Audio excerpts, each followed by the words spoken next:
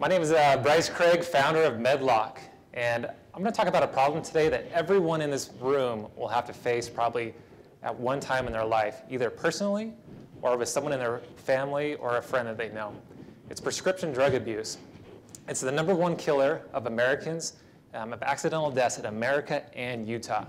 It kills more people than car accidents, double what illegal drugs kill. And, sorry, I'm getting away from the camera. And it's seen explosive growth in the last 5 to 10 years, tripling in rates. And it's estimated that 1 out of 20 adults has abused prescription drugs. So it's very likely that most people in this room know somebody in this situation. But more importantly, it's happening right here in our homes, right underneath our noses. Utah is #4 on the list, by the way, nationally. So my simple assumption at the very start off was that I could make something that people would buy that would help them get out of this mess. So I took it initially to a class and pitched the idea to about 30 business students. They thought it was a good idea, but they approached me and said, hey, this is like solving alcoholism. How are you going to fix this? I thought, you know what? I have no idea. So I took the problem to an ideathon, another student event here, and I had one slide, 60 seconds to pitch the problem like I was going to solve it. I made up an idea that I had a solution for it. I pitched it to about 40 adults, 40 students and 1 adult, the 1 adult being very important. I got 25 feedback cards, and one of them caught my attention. I have 4 little boys, and this is the note I got. It was from Kate Grow, telling me how her 4-year-old son had been hospitalized for taking drugs. That was my first aha moment. I found that if I tried to tackle the whole problem, my classmates were right, that it was too complex. And just me alone, I couldn't solve it. But if I focused on a small portion of the problem, just focusing on kids, maybe I could make a difference. So I went to my business model canvas, and I adjusted my customer segment from everyone to children ages 4 to 16. 4 years old, because that's the time when they can get the child-proof caps off, and 16 years old, because that's what I assumed people were messing around trying to get into prescription RX. I did some initial searching online. I found that there was lots of locks already out there on the market. But upon looking further, I found that they all had one fatal flaw. It was that you had to put your white pills or pills into a blank container, locking them up. This could be almost as dangerous as not locking them at all, because you lose your patient dosage and warning information. I pivoted and had a new assumption that people would want to keep their kids safe, but also have the original bottle and dosage information intact. So I did a survey on Qualtrics, and I reached out to people at BYU, but I also wanted to get outside of Utah. So I sent this to colleagues across the nation. The next day, it was like I caught lightning in a bottle. I had 217 people respond, and 27 MDs respond that they would like to help me further. And it was really sad to know that almost a quarter of the people that I surveyed knew someone currently, right now, today, in drug rehab. 2 people even knew someone under the age of 12 that were addicted to pain meds, which was very sad. 70% also said that they would indeed buy a locking mechanism if the certain criteria, under this criteria right here. Original container, about $10, and took about 10 seconds. I reflected, and we often taught, is this a big pain like a shark bite or a small pain like a mosquito? But after receiving emails like this of a student that I didn't know telling me about how her 12-year-old brother had been addicted to pain meds since he was 12, and they didn't find out until he was 14, it made me think that this was beyond analogy. And I knew that I had nailed the pain, but I didn't have a product. So I moved on, and I kind of let it sit for about 2 weeks. And one day I was walking across campus, and I was given this coupon. I walked across campus, and then the idea came about how to make a prototype. I sat down in the Tanner building and sketched it out on the back of this coupon, and that was my first sketch. That night I was excited, so I solid modeled it out. The next day I had it 3D printed, and this is what I came up with, the Medlock.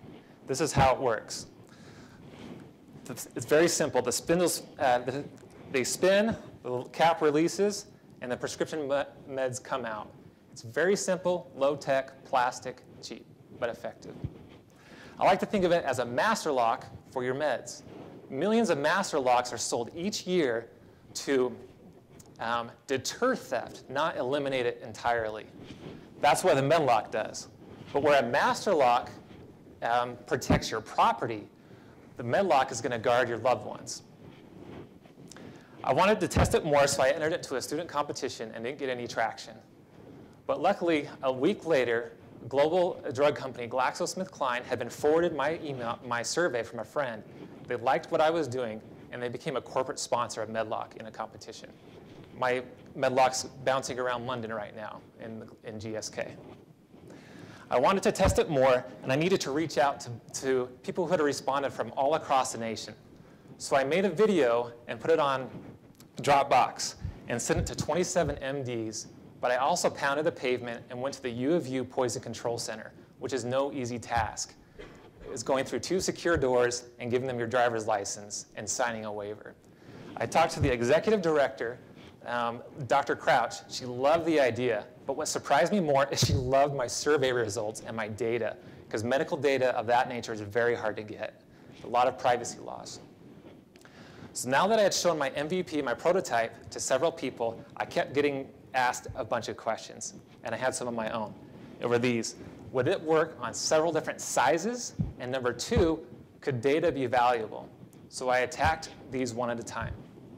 I went and visited 7 pharmacies, made sure to get national retailers and also small local pharmacies, and I found that yes, my Medlock would work on 80% of all the pill bottles out there, what they're called a T13 bottle.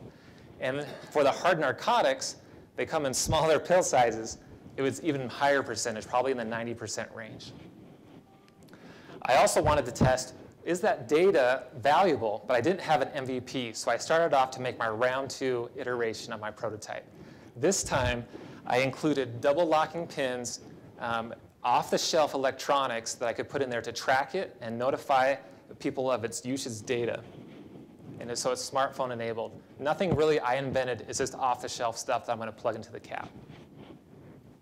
And it works like this. Imagine that you're surfing Instagram one day of all the cool photos your friends are pointing, and then 1 second later, you get a notification that changes your life. You receive information that could give you a 2-year head start on your 12-year-old's curiosity in the medicine cabinet. That could really change your life. Think about it. I went to, knowing that I had 2 prototypes now, I went back to my business model canvas and decided to focus on my revenue streams, of how I could accomplish this with a market like this. I made the assumption, oh, I'm out. Wow. That I could sell on retail and promotional. It'll take me 1 more minute. I sent the sales sheet to Apothecary Products. 20 minutes, they responded. They sell 22,000 pharmacies in all over the US. They loved it, wanted me to get into their certified factories ASAP to get it to the market. Gave me feedback, and then on the promotional, I went to Geiger, and the largest promotional products distributor in the nation. Loved it. Hit them on Twitter, responded in 20 minutes. They fill the gap of where retail can't get. And in just a few weeks, I've made companionships with the largest drug companies in the world and major US distributors. And in 90 days, I've accomplished all this. And in the next 90 days, I hope to get it out there. Our goal for 2013 is to save 100 lives. We think we can do this. We can have this on the market in 90 days and get lives saving. Thanks. So is this something that you're going to have to get FDA approval to be able to sell? No. Okay. Have you brainstormed yet? It seems like one of the major risks for the product is what if it's easy to defeat? Have you brainstormed? Have you sat people around saying, hey, how do we defeat this? Yeah. So what's great about it? It goes back to I think that master lock analogy that I'm trying to do. Anyone can get into this if they want to. If they want to take a hacksaw to it, that's not its intent. Its intent is to serve as a deterrent, number 1, and number 2, an early notification that somebody is abusing the drugs. Just like every lock in America, the master lock, I could take a bolt cutter and cut that off immediately. This is to serve those 2 purposes. And so that's why the age group is 4 to 16. I've actually reduced that to 0 to 16. They can get, from the time children can get the lock off, to the time that teenagers are getting into the medicine cabinet. So yeah, we've looked at different ways. It'll be made out of polycarbonate, so it'll be pretty strong. We'll have metal pins going through the top. And so with a lot of effort, people could get into it, but you'd be notified, and you know what? The idea is if they want prescription drugs, they can still get them, but go somewhere else, because it's not in our house. When you got the feedback and you had 217 people and 27 MDs, what was the percentage response rate that you got when you sent the email out and the question out? What percentage came back? That 217 represents what percentage of what number? So I didn't send it to a specific number of people, so there's no specific response rate. So I sent it to my contacts who posted it, and then people responded. Okay. So it was almost like 100% response rate. So it doesn't really fit into that question, but people responded. So I didn't set it to a set group. I put it out there to people I didn't know, essentially, and they responded. But the question is, when you, because in the sales process, you're going out and you're talking to somebody and you're hitting them with a problem. Uh-huh. And so one of the steps of the process is to understand the percentage of, what's the pain level? Monetizable pain over 50%. Uh-huh. So in terms of talking to people, did you feel like you had a 20%, 50%, 100% response rate when you talked to people? Did they say, yes, we have to have that? Or was it, when you honed in on who your customer was? Right. Yeah, so that initial survey was just a random assumption I had made early on about like, hey, I can solve this, and I was setting those questions out to people I hadn't met before. I think that what I'm getting at is it looks very compelling, super exciting. But what I didn't understand was, did you get feedback from a customer, and I understand that the industry feels they have a problem, but does the end user feel they have a problem? Right. And as a market, so in my house, you mentioned Tylenol, but as the lady had the quote, and she said it's Tylenol was the issue. Well, Tylenol is not going to fit in that bottle. So that's not a prescription drug, and that's one she had a problem with. So in my house, I'm thinking, do I think I have a problem? I don't know. So I probably do. I just don't know I do, and that's the question. That's to get into the market. Yeah, in just 30 seconds. Yeah, so of the 200 and some odd people that responded, the 70% said they would lock it up. Like 80% said they would want the meds locked up if their kids went to another person's house too. So of the people who responded, 70% said they would buy a lock for their meds. I just have one more question from the subject. Sure. I just have a quick follow-up question. So was the customer validation done before the prototype, or did you do any after the prototype before you're moving forward with it? I sent the video with me showing, so before and after. Okay. So, yeah. That's enough. Yeah. Thanks.